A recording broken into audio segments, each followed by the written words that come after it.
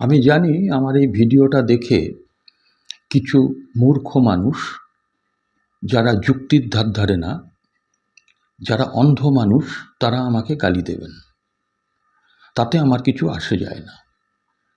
যত নোংরা নোংরা ভাষায় গালি দেবেন, তত আপনাদের পারিবারিক পরিচিতি, আপনার শিক্ষাগত যে মান, আপনার পরিবেশ, যে পরিবেশে আপনি বড় হয়েছেন, মানুষ হয়েছেন, মানুষ মানে কোট আনকোট মানুষ হয়েছেন, সেটার পরিচয় মানুষের কাছে আরও পরিষ্কার হবে। সুতরাং আমি চাই আপনারা গালি দিন, যত খুশি গালি দিন, আমার কিচ্ছু আসে যায় না। আমি মেহনতি মানুষ, খেটে খাওয়া মানুষের পক্ষে কথা বলবো, এবং যত বাধাই আসুক না কেন আমার গলাকে থামানো যাবে না। দেখুন, আমি আজকে মূলত যেটা আপনাদের সামনে দেখাবো, আলোচনা করব, সেটা হলো যে ভারতীয় জনতা পার্টি মানে বিজেপি পশ্চিমবাংলায় সিপিআইএমকে খুব ভয় পেয়েছে। এখন আপনারা ভাববেন যে এটা আবার কী ধরনের কথা। বিজেপি একটা পশ্চিমবঙ্গে নিরঙ্কুশ জনসমর্থন নিয়ে, সংখ্যাগরিষ্ঠতা নিয়ে ক্ষমতায় বসেছে, এবং বিজেপি সারা ভারতবর্ষের 2-4টে রাজ্য বাদ দিয়ে সারা ভারতবর্ষের বিভিন্ন রাজ্যে ক্ষমতায় আছে, কেন্দ্রের ক্ষমতায় আছে। তো সেই দল হঠাৎ করে, যাদের লোকসভায় কোনো আসন নেই, রাজ্যসভায় কোনো আসন নেই পশ্চিমবাংলা থেকে, এবং পশ্চিমবঙ্গ বিধানসভাতে যারা ছিল শূন্য, এইবারের নির্বাচনে একটি আসনে জিতেছে, খাতা খুলেছে, সেই রকম একটা দল, তাকে বিজেপি ভয় পেতে যাবে কেন? দেখুন, ভয় পেলে কি অবস্থা হয় সেটা আমি কথা না বাড়িয়ে প্রথমে 2-3টে ক্লিপ আপনাদের সামনে খুব ছোট ছোট আকারে রাখি, তারপরে আরও ক্লিপ দেখাবো, আরও কথা বলবো। আমি প্রথমে 2-3টে ক্লিপ, সব ক্লিপ মিলিয়ে হয়তো 1 মিনিট হবে, আগে একটু সেই ক্লিপগুলো একটু দেখে নিই।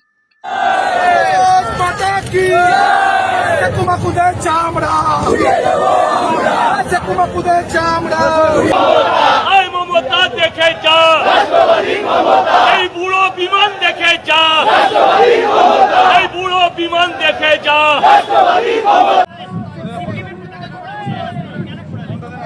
হেগে দেবে, সব মুতে দেবে, হেগে মুতে দেবে, নর্দমায় ফেলে দেবে। এখনো কোনো জ্বালিয়েছি, এবার বামপন্থীদেরকে ধরে ধরে রাস্তায় পেটানো হবে, ডিম থেরাপি দেওয়া হবে। এরপরেও বলবেন যে বিজেপি ভয় পায়নি। আচ্ছা, বিজেপি ভয় না পেলে সিপিএমকে তার ক্ষমতা দেখাতে যাবে কেন? বিজেপি সারা ভারতবর্ষে তার সমকক্ষ কংগ্রেসকে ক্ষমতা দেখাবে। বিজেপি পশ্চিমবঙ্গে প্রধান বিরোধী দল, যেটা মানে এক কথায় পশ্চিমবঙ্গের মানুষ বুঝে গেছেন বিজেপির হাতে গড়া একটা সাজানো সুন্দর বিরোধী দল, যারা বিজেপি উঠতে বললে ওঠে, বসতে বললে বসে, বিজেপি পাশ ফিরে কাত হয়ে শুয়ে পড়তে বললে তারা পাশ ফিরে শুয়ে পড়ে।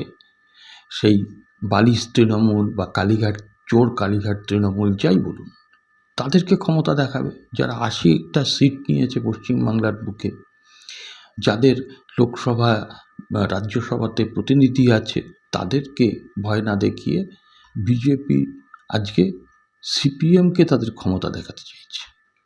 তা এটার পরেও কি বলবেন যে সিপিএমকে ভয় পায়নি? সিপিএমের ওই ছাত্র ফ্রন্ট, শুধু একটা ফ্রন্ট, গতদিন কলকাতার বুকে অন্যান্য বামপন্থী ছাত্র সংগঠনগুলোর সঙ্গে যুক্ত হয়ে তারা লক্ষাধিক মানুষের মিছিল করেছে ধর্মেন্দ্র প্রধানের ইস্তফার দাবি। তাই সেই দিনই ধর্মেন্দ্র প্রধান ইস্তফা দিয়েছেন। না, ওই মিছিলের জন্য দিয়েছেন তা বলবো না, সেই যন্তর মন্তরে দীর্ঘ 1 মাস ধরে চলা নাছোড় ছাত্ররা এই দাবি নিয়ে দীর্ঘদিন আন্দোলন করছিলেন। সেই আন্দোলনের কাছে বিকল্প কোনো পথ না পেয়ে আমাদের ভারতবর্ষের মাননীয় প্রধানমন্ত্রী, তিনি মধ্যরাতে একটি ভিডিও বার্তা দেন। তার পরবর্তীকালে বিজেপির কেন্দ্রীয় মন্ত্রিসভার 2জন গুরুত্বপূর্ণ মন্ত্রী, তারা ওই ককরোচ জনতা পার্টির সঙ্গে দিল্লিতে বসে 3 দফা যে দাবি ছিল, সেই 3 দফা দাবি মেনে নেয়। তা আজকে ওই কলকাতায় সংহতি জানিয়ে যে মিছিলটা হয়েছিল, সেই মিছিলটা দেখে বিজেপির ভয় হয়েছে বলেই তারা পাল্টা তিরঙ্গা যাত্রা করলেন, এবং তিরঙ্গা যাত্রা করতে গিয়ে সিপিএমের লাল পতাকা পোড়ালেন, পদদলিত করলেন, আর বললেন যে সিপিএমকে দেখলেই মার হবে, ডিম থেরাপি হবে। শুধু তাই নয়, এ তো গেল কর্মী সমর্থকদের কথা। বিজেপির একজন বিধায়ক সজল ঘোষ, তিনি এই ক্ষমতা দেখাবার জন্য মিছিল করে ফেললেন সিপিএমের বিরুদ্ধে। কংগ্রেস তৃণমূল তাদের কথাও বলেছে, সেটা আলাদা কথা, কিন্তু সিপিএমের বিরুদ্ধে বললেও কিছু এসে যেত না। ভাবতে পারেন, বিমান বসু অশীতিপর মানুষ, যিনি তার সারাটা জীবন গরিব মানুষের স্বার্থে লড়াইতে নিয়োজিত করেছেন, যে বিমান বসু প্রকৃত অর্থেই সর্বহারা। আলিমুদ্দিন স্ট্রিটে আমি দেখে এসেছি, আপনারাও হয়তো অনেকে জানেন বা দেখে আসতে পারেন, ছোট্ট একটা ঘরে একটা তক্তপোষের উপরে বা খাটের উপরে তিনি শুয়ে থাকেন, নিজের রান্না নিজে করেন, নিজের জামা কাপড় নিজে পরিষ্কার করেন। আজকে সেই রকম একটা রাজনৈতিক সন্ন্যাসী, তার সম্পর্কে সজলবাবু, যিনি মাননীয় বিধায়ক, আমি মাননীয়ই বলব, কারণ আমাদের সেই শিক্ষা দেওয়া হয়নি, যে সেই সজল ঘোষ তিনি মিছিল করে বলছেন বুড়ো বিমান দেখে যা, রাষ্ট্রবাদীর ক্ষমতা। হ্যাঁ, মানলাম রাষ্ট্রবাদী ওনারাই, যারা বিজেপি করেন তারাই একমাত্র রাষ্ট্রবাদী তাদের চোখে। আর ভারতবর্ষের সাধারণ যারা লোক, অন্যান্য দল যারা করে, তারা হচ্ছে সব ঘুষপেটিয়া, তারা হচ্ছে সব রাষ্ট্রবিরোধী। এখন আর রোহিঙ্গাটা বলে না, ওই তারা ভোটের আগে বলতো, এখন রোহিঙ্গা কথাটা আর বলে না, কারণ এসআইআরে রোহিঙ্গা বলে কেউ ধরা পড়েনি। তাই এখন ওই বাংলাদেশি, পাকিস্তানি, চীনের দালাল, এই সবগুলো বলেন। যে ভাবুন তো, বিমান বসুকে বলছে বুড়ো বিমান দেখে যা, রাষ্ট্রবাদীর ক্ষমতা। আমি শুধু একটা কথাই বলবো, এইগুলো ভয় না পেলে কখনো বলে না। আমি জানি না সজলবাবু তার দাদুকে উদ্দেশ্য করে বাড়িতে এইভাবে ওনার দাদুর নাম ধরে তার আগে বুড়ো কথাটা যুক্ত করে পারিবারিক স্তরে আলোচনার সময় বলেন কিনা। নিশ্চয়ই বলেন, কারণ একটা মানুষ প্রকাশ্যে যা বলে সেটা আসে তার মনন থেকে, তার চিন্তন থেকে, তার পরিবেশ থেকে। অর্থাৎ সজলবাবুর এই ধরনের উক্তি থেকে তো পরিষ্কার বোঝা যাচ্ছে যে তিনি কি পরিবেশে থাকেন বা কি পরিবেশে বড় হয়েছেন, এবং বাড়িতেও নিশ্চিতভাবে, যে বললাম, তার দাদুর নাম ধরেও ওই রকম বুড়ো বলে হয়তো কথা বলেন। তা বিমানবাবুর ওই যে অবদান, সেই অবদান এত ঠুনকো নয় যে সজলবাবুর মতন একজন মানুষ, যিনি কংগ্রেস থেকে তৃণমূল, তৃণমূল থেকে বিজেপি হয়ে বিমানবাবুকে অপমান করলেন আর বিমানবাবু মূর্ছা গেলেন, তা নয়। আর একটা কথা আপনাদের খালি বলে দিই, যে আপনারা বামপন্থীদের শুধু ভয় পান না, অনুকরণ করেন বলেই আপনারা আপনাদের সভাপতি, রাজ্য সভাপতি শ্রমিক ভট্টাচার্য দুদিন আগে বলেছেন না, আমি জানি না এগুলো কি ধরনের ভাষা, যে আজাদি বললে নাকি তাকে এমন মার দেওয়া হবে যে তাকে ইমার্জেন্সিতে ভর্তি হতে হবে হসপিটালে, তারপরে তাকে বাড়ি যেতে হবে, হাড় ফাড় নাকি সব ভেঙে দেবে। আমি জানি না এটা মানে সাধারণ মানুষের কথা না গুন্ডাদের কথা। এখন নেতাজির বাবার ভাগ্য ভালো, আমি বলছি আপনাদের, নেতাজির বাবার ভাগ্য ভালো যে নেতাজি যদি আজকে বেঁচে থাকতেন বা নেতাজি যদি এই সময় এই রাজ্যে থাকতেন, তাহলে অবধারিতভাবে এই গুন্ডা দমন আইনটা তার ওপর দিয়েই প্রযোজ্য হতো।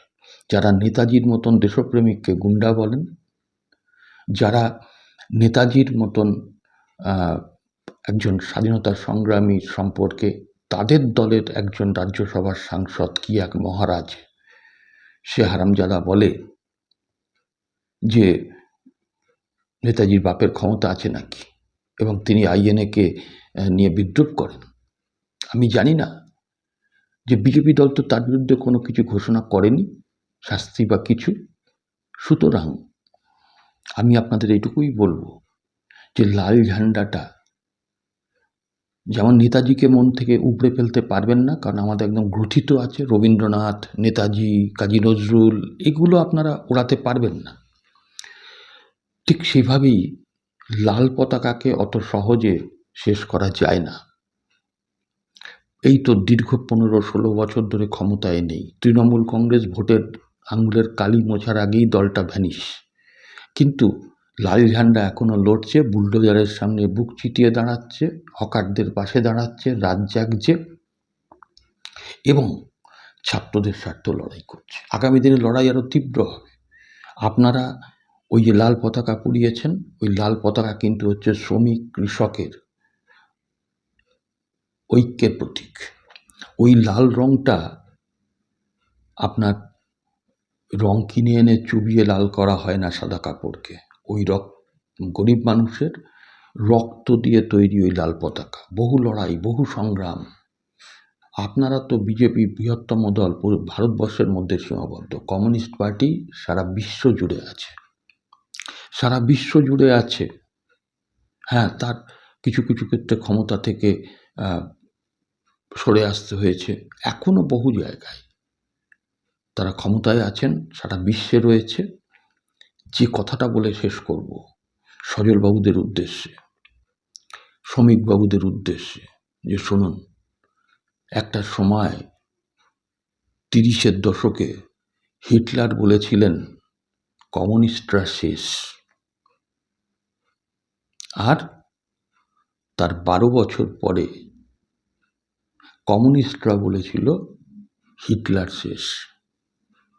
এর থেকে যা বোঝার বুঝে নিন। মানে ব্যক্তিগতভাবে না, আমি বলছি আপনাদের নীতি, আপনাদের আদর্শ, আপনার রাজনীতি শেষ। কারণ ভয় দেখিয়ে, চমকে ধমকে কিছুদিনের জন্য মানুষকে আপনি অবদমিত রাখতে পারেন, কিন্তু আজীবনের জন্য নয়। এই আমাদের রাজ্যে হালে মমতা ব্যানার্জির দশা আপনারা দেখছেন। ভুলে যাবেন না, চাকা কিন্তু ঘোরে, আর এই চাকা ঘুরলে আপনাদেরও কিন্তু দলে ভাঙন হবে। এই চাকা ঘুরলে মানুষ কিন্তু আপনাদেরও আকথা কুকথা বলবে। সুতরাং ক্ষমতা কারুর সারা জীবন থাকে না। আপনারা বলেছিলেন ভরসা ইন, ভয় আউট, কার্যত এসে ঠিক উল্টোটাই হচ্ছে। তাই বলছি, ইতিহাসকে মনে রেখে, বর্তমানের পরিস্থিতি বিচার করে ভবিষ্যৎকে দেখার চেষ্টা করুন। আজকে আর কিছু বলবো না, আপনাদের মতামতের অপেক্ষায় রইলাম। ভিডিওটা ভালো লাগলে শেয়ার করবেন, আর হাত জোর করে বলছি, যারা এখনও সাবস্ক্রাইব করেননি আমার চ্যানেলটাকে, বা আজকে প্রথম দেখছেন, একটু সাবস্ক্রাইব করে পাশের বেল আইকনটাকে প্রেস করে দেবেন, যাতে সব ভাগ্যে আমার ভিডিও আপনারা নোটিফিকেশান পান। আজকে এটুকুই, নমস্কার।